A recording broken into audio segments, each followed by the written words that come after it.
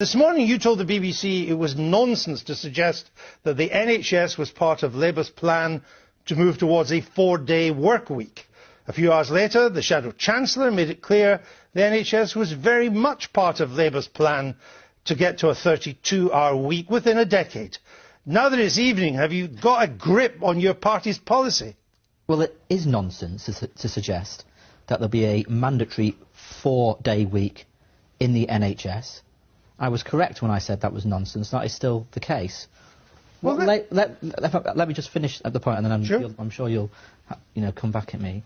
What we've said today is that the allegation that was put to us that somehow in the first year of a Labour government I would be saying to the NHS, to the staff, you would have a 4-day week, is palpable nonsense. We've got to build up capacity in the NHS. That's why I was announcing more money for the NHS today, which I'm sure we'll come on to.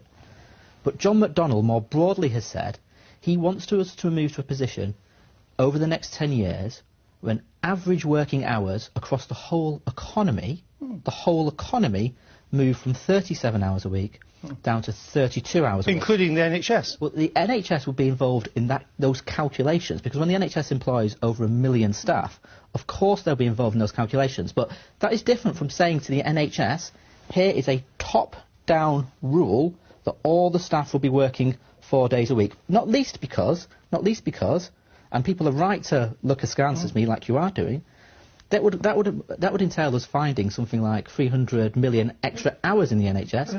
Right, but